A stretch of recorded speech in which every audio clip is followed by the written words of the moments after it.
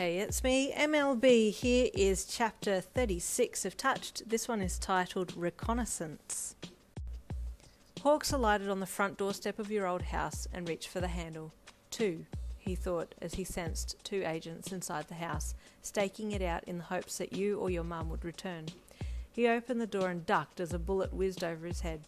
He scowled and shot towards the agent, grabbing him around the throat and throwing him back against the wall and pinning him there.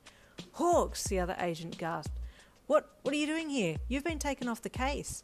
"Fortunately, it was me coming through the door and not the daughter or the mother," Hawks deadpanned to the 2 agents. "Who gave you your license?" He looked with annoyance at the agent as he still had him pressed up against the wall. "Why are you wielding a gun? You could have killed someone." "Oh, sorry, Hawks, I just..."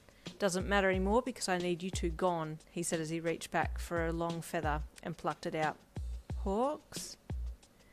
Later, Hawks checked over the house, looking for prints or hair or anything unusual that would give him a clue as to who had taken your mum and where they'd taken her to. Unable to find anything, he decided to talk to one of the neighbours. He headed out the back and popped his head over the fence, where he heard a noise on the other side. "Good morning," he called brightly to the lady who was hanging her washing. The middle-aged lady looked over her shoulder as she poised with one freshly washed dress held up to the line, a peg in her other hand. Upon seeing Hawks, she dropped the dress. "Oh my gosh," she gasped. "Hawks?" "Yeah, it's me," he said with a chuckle as he jumped up and used his wings to lift himself over the fence.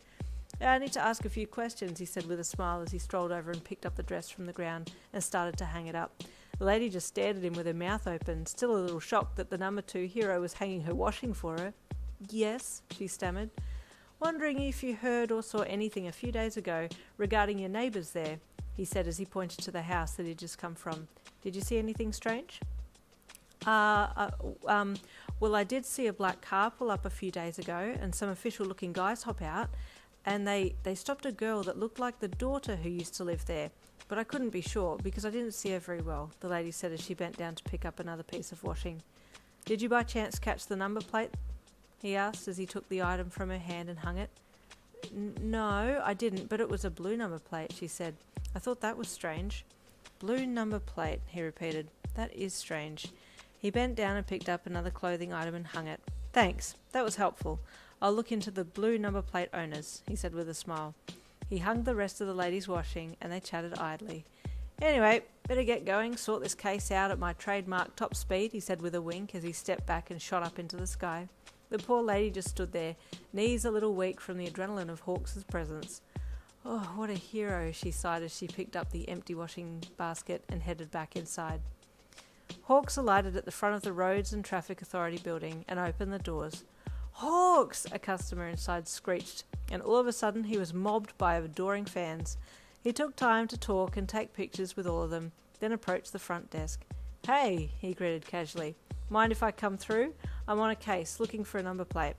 The lady behind the desk gave him a weak, shaky, love-struck smile and nodded sheepishly. "Sure," she said as she opened the side door and let him through. Hawks waved goodbye to the fans and entered, heading out the back to the file room. "Oh gosh, Hawks," the lady out the back said. How can I help you?"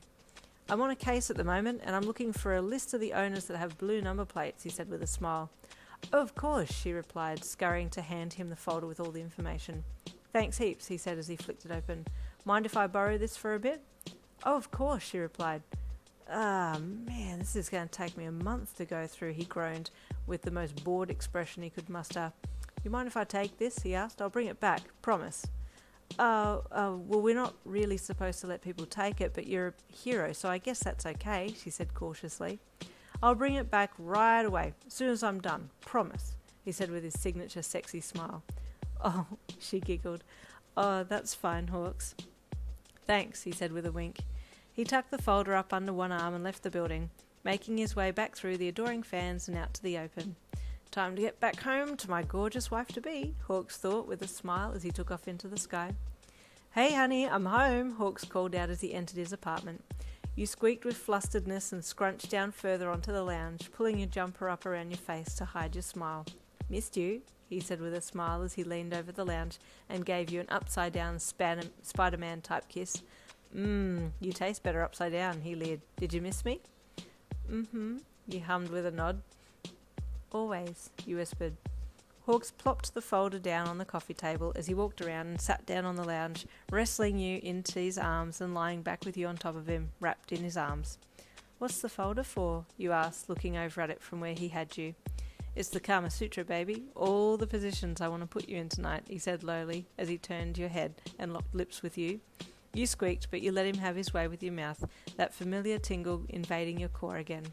You made out for a little while, well, actually the longest that you'd ever kissed him, and his hand slipped down your hips and gently across your ass as he gave it a little squeeze. You kept kissing him and he ran his other hand down as well, both hands now having a good feel. "You're not going to stop me, baby?" he asked through heavy breaths as he pulled back from the kiss. "No, I trust you," he whispered. "Well, time to take this to my room then," he uttered lowly, grunting as he sat up, still with you in his arms as he got up off the lounge, throwing you over one shoulder as he headed towards his room. "Hogs," he squeaked. No, wait.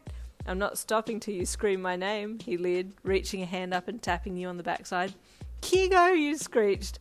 "Oh, that's how I like it," he groaned playfully as he let you down and pinned you against the hallway wall, initiating another round of heavy kissing. And that's the end of chapter 36. Stay tuned for chapter 37.